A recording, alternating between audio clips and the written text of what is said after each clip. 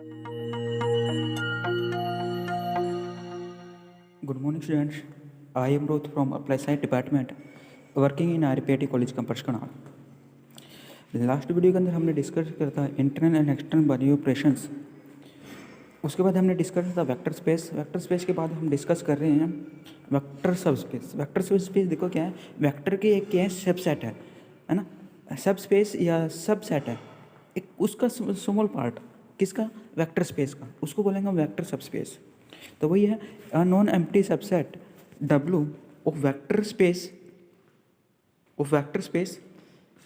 V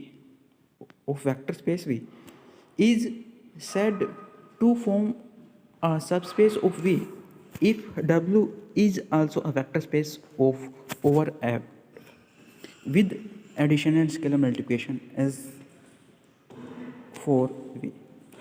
तो वही है, इसने ये बोला जो वेक्टर स्पेस का एक स्मॉल पार्ट को ही हम वेक्टर सबस्पेस बोलते हैं। इसके बाद हम लीनियर इंडिपेंडेंस ऑफ वेक्टर देख लेते हैं। लीनियर इंडिपेंडेंस ऑफ वेक्टर क्या है, अगर मेरे पास भी क्या है कोई एक क्या है सबस्पेस है, वी एक मेरे पास सबस्पेस है, उस सबस्पेस में से मैंने एक सेट बनाया वेक्टर का, है ना, उस सबस्पेस में से मैंने क्या करा, एक सबसेट बनाया किसका, वेक्टर का। उसके बाद हमने क्या करा, वी ऑफ एफ मतलब वेक्टर स्पेस के ओवर फील्ड के ऊपर, और फील्ड से हमने एक स्केलर क्वांटिटी ली A1 A2 A3। उसके बाद हमने क्या करा, उसका such that A1 V1 plus A2 V2 plus A3 V3 की क्या करा, इनको प्रोडक्ट करा। अगर इक्वल टू मेरे पास जीरो आ रहा, अगर इक्वल टू मेरे पास क्या आ रहा, जीरो आ रहा, तो इक्वल टू मेरे पास क्या आ रहा है, जीरो, उसको बोलेंगे लीनियर डिपेंडेंस। तो लीनियर डिपेंडेंस ऑफ वेक्टर की डेफिनेशन क्या है, अगर मेरे पास let F V of F be a vector space, a set of vectors, एक सेट लिया वेक्टर्स का, इस set to be a linear independence. उसके बाद हमने क्या, such that there exist scalar quantity, ये कांस्टेंट क्वांटिटी बोलते हैं A1 A2 A3, ये कि मेरे पास क्या non zero, such that A1 V1 plus A2 V2 plus A3 V3 की इसके इक्वल क्या आ रहा, प्लस करके क्या आ रहा है, जीरो। तो हम उसको बोलेंगे हम लीनियर डिपेंडेंस ऑफ वेक्टर।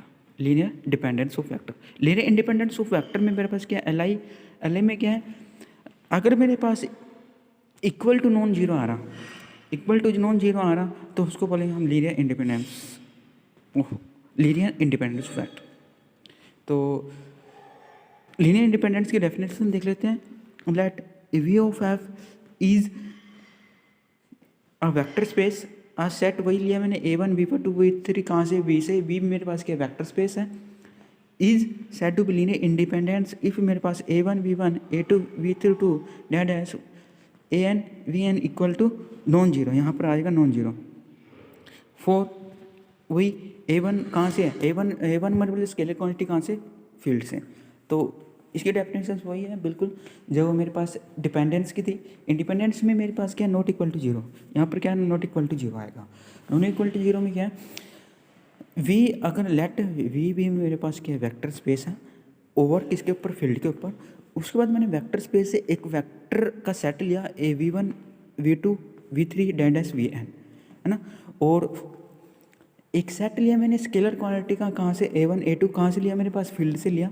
उसके बाद हमने क्या करा, दोनों की प्रोडक्ट करा, A1 V1 A2 V2 A3 V3। Product करने के बाद अगर सबका सम करते हैं, अगर एक सम का सम मेरे पास क्या है, नॉट इक्वल टू जीरो आ रहा, तो लीनियर इंडिपेंडेंस है, अगर इक्वल आ रहा तो लीनियर डिपेंडेंस है। तो थैंक यू।